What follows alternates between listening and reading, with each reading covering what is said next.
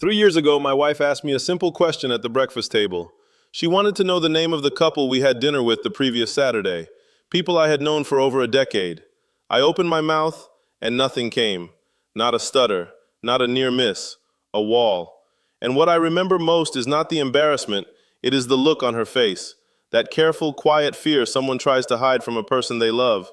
I was 69 years old. I had spent 4 decades studying the human brain, and in that moment, I understood something I had only ever watched happen in patients.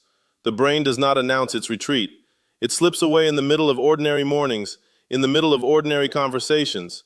Today, I want to tell you what I discovered in the months after that breakfast, and why my wife now begs me every day to stop the habit that gave my memory back. My name is Dr. Kenji Sato, 40 years of clinical neurology, and for most of that career, one observation followed me. My elderly Japanese patients, people well into their late 70s and 80s, maintained a cognitive sharpness that my Western patients of the same age rarely did. The standard explanations never fully satisfied me. What I eventually traced the gap to was the morning. Specifically, what most people in Western countries consume within the first hour of waking: the oatmeal with honey, the orange juice, the pastry carrying the brain-healthy endorsement of the very institutions that should know better. Based on decades of clinical observation and the research I eventually went looking for, these foods do not protect the aging brain. They accelerate the precise biological process that buries memory under interference. The people behind that guidance were not being dishonest. They simply did not understand what specific compounds in common morning foods do to the brain past 50. And that misunderstanding has cost a generation of people something they cannot easily get back. This channel, the 80-Year Brain, exists for one purpose: to give you the honest, evidence-based picture of what actually preserves cognitive sharpness into your 70s and 80s, not what is commercially convenient, not what the mainstream has been repeating for 30 years without questioning. If you are here because you feel something slipping and you want real answers, I hope you will subscribe, not as a favor to me, but because what you are working to protect deserves more than guesswork. And right now, before we go any further, if you have ever stood in a familiar room, completely unable to remember why you walked in, type the word "clear" in the comments below. I want to know who is watching this, and I want you to know you are not alone in that moment. Here is what almost no one explains clearly. The memories you believe you are losing, they are very likely still there. The problem is not storage, the problem is access. Picture a traditional koi pond. The fish are alive beneath the surface. Names, words, faces you know perfectly well. But someone has been pouring a slow, murky runoff into that pond every single morning. Not enough to kill anything, just enough day after day to cloud the water until you can no longer see what is right below you. That is what certain compounds in standard Western morning foods do to the aging brain. They suppress the production of something called nerve growth factor, the protein the brain depends on to maintain and rebuild its own neural connections. They drive oxidative stress, reactive molecules that work like rust forming inside living brain tissue. And they impair the brain's own clearance system, its ability to flush out accumulated protein debris, specifically tau proteins and beta-amyloid peptides, that physically block the pathways memories travel along. A 2023 study published in Molecules identified a specific botanical compound that measurably reduced both tau protein and beta-amyloid levels in the brain, while simultaneously boosting the brain's own antioxidant enzyme activity. The compound came from a source that traditional Japanese diets had quietly included for generations. Western mornings deliver precisely the opposite. Day by day, the water gets a little darker, and the fish disappear a little further from sight. Most people watching this have already tried to address this. They overhauled their morning meals, switched to blueberries, walnuts, olive oil, the full Mediterranean model. And there is genuine nutritional wisdom in those choices. But adding good signal into a noisy system does not clear the noise that is already there. They added omega-3 supplements, again, not useless. But omega-3s support the signal pathways. They do not dismantle accumulated protein debris. Some worked carefully on their sleep, understanding that the brain does its most important clearance work overnight. That is true, sleep matters deeply. But if every morning is refilling the interference faster than the night can drain it, better sleep alone cannot shift the balance. And many turn to brain training apps, 15 minutes of memory exercises before the first cup of tea. Those applications do not transfer their benefits into real-world recall. They make you better at the app, nothing more.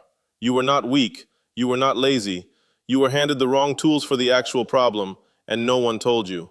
Let me tell you what happened when I made the change. Day 1. Honestly, very little I could name. a slight softening of the dense, foggy weight behind the eyes that I had come to accept as simply my morning. The biological groundwork was beginning, quietly, invisibly. I had no evidence. I had only the decision to continue. But here I need to pause and tell you something important. What I am about to describe only produced results because of a very specific type of intervention, one that targets the actual mechanism I just explained. I tried several approaches before finding the right one. The wrong ones produced nothing because they address symptoms without touching the source. Day 3. My wife and I were at breakfast, the same table, the same morning light. She mentioned she had crossed paths with our neighbor Hashimoto-san the afternoon before, and I said his full name before she finished her sentence. Clean, immediate, without effort. But what I remember is not the name arriving, it is what did not arrive. The usual tightening in my chest, that bracing half-second of panic right before a blank. There was no reaching, no grasping at a word hovering just out of reach. It was simply there, where words are supposed to be. I set down my cup and looked at my wife. She saw my face. She understood. Now, what was actually happening on day 2, while I felt essentially nothing, was where the real work was being done. The botanical compound I had added to my morning tea was triggering what researchers call autophagy, the brain's own cellular housekeeping process. Damaged protein fragments were being tagged and cleared. The antioxidant enzymes that neutralize reactive oxygen species, GPX and SOD, were increasing their activity. NGF synthesis pathways were beginning to respond. The pond was not yet clear, but the runoff had stopped, and the natural filtration had quietly started to run. Day 5. The shift had become social in a way I had not anticipated. My son-in-law, a cardiologist, came for dinner. We have always had a particular kind of conversation, jumping between disciplines, pulling specific dates, citing research from memory. For 2 years I had been quietly deflecting those conversations. Not obviously, just steering, changing subjects, letting him carry the thread. That evening I did not deflect, I talked. I followed every thread all the way through. After he left, my wife stood at the kitchen counter for a long moment. Then she turned around and said quietly, "There you are." Day 7. I woke early before the house was awake and sat in my study. I opened my journal, something I had stopped doing years ago because losing my train of thought mid-sentence had become too frustrating. I wrote 3 pages without stopping once. Not because I was trying harder than before, because something that had been in the way was simply no longer in the way. I was not a new person. I was, finally, myself again. After my own experience, I became very precise about what any genuine solution in this space must actually do. The market is full of products that sound as though they address this problem and accomplish nothing. So here is the threshold as I understand it, and it is not a low bar. First, it must actively support nerve growth factor synthesis through specific documented mechanisms, not vaguely. The ingredient must have a direct and established connection to NGF production and neural pathway maintenance. Second, it must neutralize oxidative stress at the cellular level, not simply introduce antioxidants into the bloodstream, but engage the brain's own enzymatic defense systems from the inside. The rust has to be stopped at the source. Third, and this is where almost everything on the market fails, it must directly target tau and beta amyloid clearance. That accumulated protein debris is the mechanism behind the blocking. Any solution that does not address it specifically is not solving the problem. Fourth, the formula must be genuinely bioavailable. It must actually reach the brain in a form the brain can use. A compound that sits in the gut and absorbs poorly is therapeutically irrelevant, regardless of what it might do in theory. Very few formulas clear all 4 of these criteria. Most fail on the 3rd, some fail on the 4th. What I eventually found cleared all of them. Neuroprime is what I found. And yes, this is the habit my wife begs me to stop. Not because it is dangerous, because it looks strange. 1 drop added to my morning tea every day. She thought I had no business chasing what looked like a folk remedy when I had a medical background that should have pointed me towards something more conventional. What I eventually showed her was the research, a targeted 9-ingredient liquid formulation built precisely around the 4 mechanisms I just described, including the botanical compound from that 2023 study that demonstrated measurable reductions in tau and beta amyloid. The explanation waiting in the link below is more thorough than anything I can fit into the time remaining here. But if what I have described sounds like your brain, the clouded water, the fish you can no longer quite reach, then what is in that link deserves your full attention. Read it before you decide anything. This is not a complicated intervention. 1 drop, 10 seconds. Morning tea, coffee, a glass of water, it does not matter. You will not feel much on day 1, By the end of the first week, most people notice something shift, a small clearing, a name arriving cleanly where a blank used to be.